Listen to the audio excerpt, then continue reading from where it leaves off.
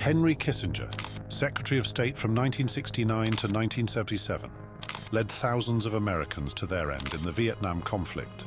I think it would be hard to find somebody else as comparable as Henry Kissinger in terms of the damage that they have done. Evil, by definition, is morally wrong or bad, the force in nature that governs and gives rise to wickedness and sin. And when it comes to evil men, there are quite a few in the 20th century. As an example, Basil Zaharoff. When it comes to good salesmen, from what I've been heard from friends who used to do door-to-door or do retail, require commissions, they always tell me that it's all about having human connections, and Basil Zaharoff, as he was viewed as the master of bribery and corruption, considered as the mystery man of Europe, you're looking at the most important people of time when it comes to influencing the political scene in Europe with his arms deals. On both sides, he would sell weapons where he'd be dubbed Merchant of Death, and he didn't care which side he was selling to, just as long as he was selling. After all, considering the current times, war is a business, not even at the expenses of civilians or human life as a whole. To men like Basil, they only care about money. Even today's, despite his transactions, they remain a mystery, as he took up 2 days burning as much evidence as possible. After the First World War, he wanted more money and focused on the conflicts in Greece, where he single-handedly convinced both parties between the Venizelos and King Constantine to use his weapons against each other. He was basically playing Sims, but in real life, in the end, his life was shaped by seizing opportunity wherever he could find it, and through his self-serving business dealings, he helped shape the power dynamics of Europe and thus played an instrumental part in the history of the continent. Peter Kürten was one of many who we should avoid, and I mean that in a similar sense of Ted Bundy, John Wayne Gacy, and Jeffrey Dahmer kind of way. A man who was notorious for physically violating and killing up to 60 people. He was known to have drank the red of at least one of his victims, and I'm not talking about wine, I mean he acted like storing human red fluid, aka blood, was similar to that of storing barrels to age. This earned him the nickname of the Vampire of Dusseldorf, and for his heinous crimes, mostly against minors, he was executed by guillotine on July 2nd, 1931. Before he died, he confessed to nearly 70 other crimes, including physical violations, arsons, and killings. So monstrous was his actions that the scientists split open his head and dissected his brain, searching for an anatomical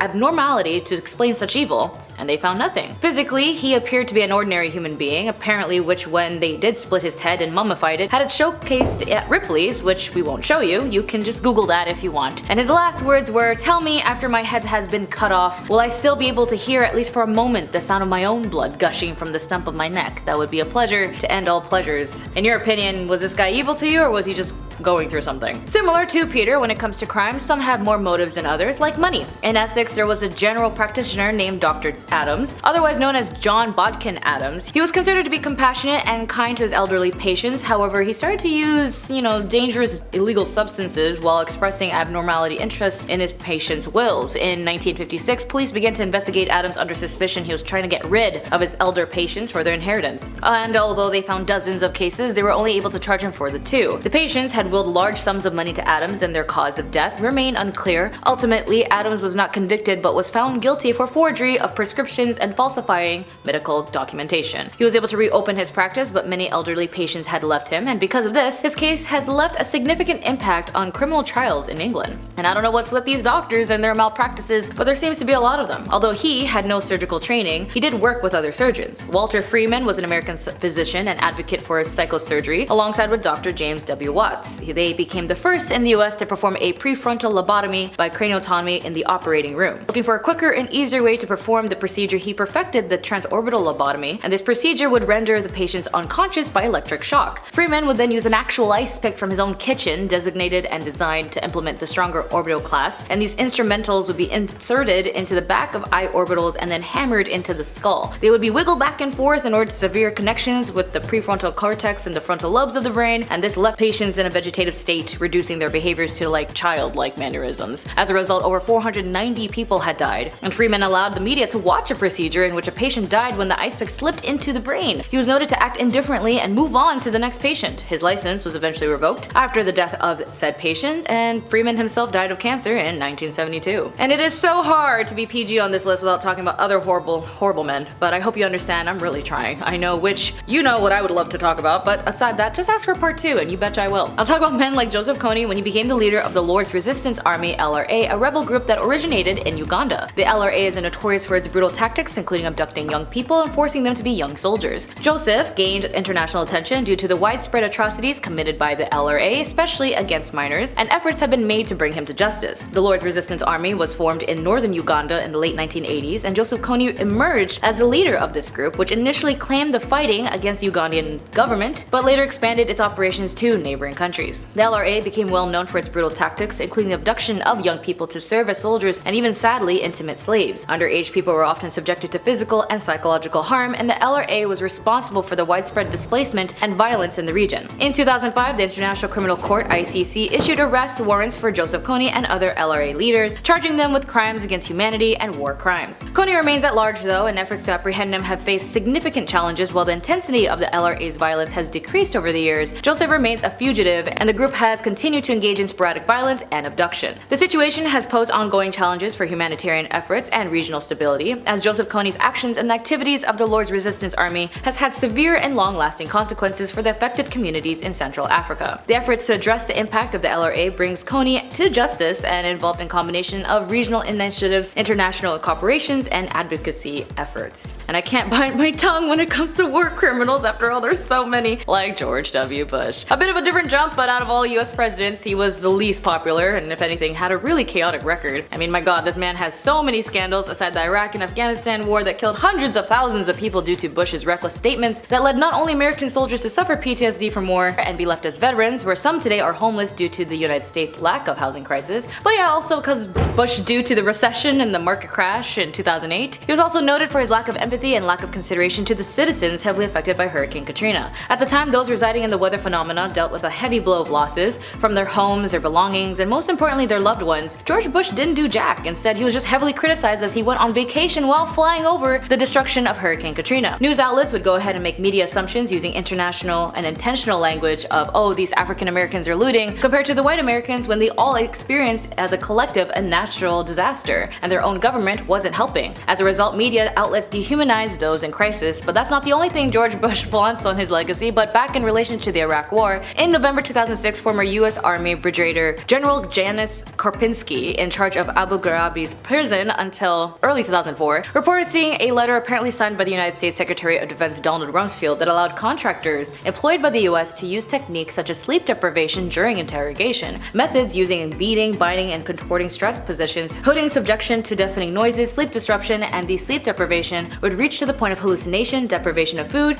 and so much more. Even waterboarding. As an example of this being used, the US Army would be noted to be authorized none other than the Bush administration. A Guantanamo inmate drawing of some of these torments, which he himself has subjected, were published to the New York Times. In addition to brutalizing the detainees, there were threats to their families, such as creating harm to their children, threats to violate and hurt their mothers, and etc. A number of detainees subjected to these methods have never been authoritatively established, nor how many had passed away as a result of the interrogation regime, though this number could be as high as 100. Of course, like most dictatorships leaders who like to use money as a way to flaunt, the president of Venezuela is definitely one of more modern presidents who failed their people. According to the estimations of the United Nations, UN, and Human Rights Watch, under Maduro's administration, more than 20,000 people have been subjected to extrajudicial killings, and 7 million Venezuelans have been forced to flee the country. Nicolás Maduro Moros and 14 other current and former Venezuelan officials have been charged with narco-terror, corruption, and illegal substance trafficking, and other criminal charges. Considering their violation on the Venezuelan people by the use of military rule and corruption, led to many protests and revolts within the country. Even to the ease of lack of food and starvation that was occurring in the nation in 2017, Maduro had the audacity to eat an empanada on camera to show people that there's still food in the country. Although the presidential elections are supposed to be held soon, the election keeps getting pushed back on later dates. As of August of 2023, there were many investigations on death threats to the presidential candidates who compete against Maduro. Considering he's been reigning since 2013, the people of Venezuela still has a chance to make change. And speaking of horrible people in politics, considering he was very notable in American politics, his choices in regarding the political American policies involving foreign affairs were extremely costly and disregarding of human life. When the Vietnam War exploded in 1955 and lasted till 1975, it had been noted that America's longest and most expensive war at that time had occurred in that era. At this time, of course, there was also 4 noted US presidents, and Henry Kissinger acted as Secretary of State for both Nixon and Ford. In regards to the conflicts between North and South Vietnam over the control of which mega empire would rule the side more in Asia, USSR and North, Americans in the South, that backing that could have technically liberated the South Vietnamese Vietnamese was very costly, even up to a potential $722 million. But Kissinger, despite him stating in reports he wished Congress would approve his call to liberate the South Vietnamese, he also happened to make deals behind closed doors with their leaders and sacrificing them for US POWs held hostage in the north. When people went to the streets protesting, yelling at the government for funding this war, killing civilians, not just American young men forced into the war and developing PTSD later, but hundreds of thousands of innocents in Vietnam as well. Kissinger still had the gall to say to the president, Ford, and quote, "If you do that, the American people will go into the streets again," referring to the Vietnamese as, "Why don't those people die faster? The worst thing they can do is linger on." As a result, Kissinger had his hand covered in many lives, not just lost in Vietnam, Cambodia, and Laos, and so on, but the American people themselves. As in regards to the Bangladesh Liberation War, Kissinger sneered at people who bled for their dying Bengalis and even called Indians slurs. Although the United States has a lot of presidents that have skeletons in their closet, other presidents like Indonesian President Suharto is noted as a military dictator whose pro-American rhetoric had led to a lot of anti-Chinese sentiments and violence and genocide to the Chinese Indonesians in 1998, as well as more importantly his tyrannical and brutal reign on the nation as the second and longest reigning president of 32 years. Although the nation of Indonesia is aware, some people around the world don't know he conscripted his country under his New Order administration, as Suharto turned the Indonesian government from military dictatorship to a personalistic authoritarian regime. According to Transparency International, he was noted as one of the most corrupt leaders in modern history, having embezzled an alleged $15 to $35 billion during his rule. As a result of many levels, including his reign, is why Indonesia suffers an economic recession every 4 years. Although the brutalization of World War II caused by the Japanese imperial forces had affected many Southeast and Southeast Asian countries, Indonesia had experienced occupation in comparison to Dutch in a shocking way. With his connections with Kissinger and Gerald Ford, the fear of communism spread as Vietnam was dealing with the war on all sides, and so Suharto had Indonesia invade East Timor, killing up to 100,000 lives, an onslaught that warm criminals like Kissinger supported. I mean, a lot of these people on this list, they had something a lot of us don't have, and that's money and power. And when it comes to these men, Raymond Valdeheer and John Heller were a part of doctors that had reasons that they had to study illnesses, which is fine, until you realize how they researched it. These were doctors who ran a research to learn about the effects of syphilis on 400 African American men. The study began in 1932, and in 1940s the cure for syphilis was discovered in penicillin. As a result, during the experimentation, the doctors did not tell the patients they had syphilis, and none of them even offered them a cure. Some of the subjects heard about the penicillins, so the doctors gave them sugar pills and told them that they were cured when they weren't. This even prevented 50s era public health campaigns to cure syphilis from operating in their area, as they told the patients that painful spinal taps and other procedures were free treatments. They did not allow patients to see other doctors just in case those other doctors would cure them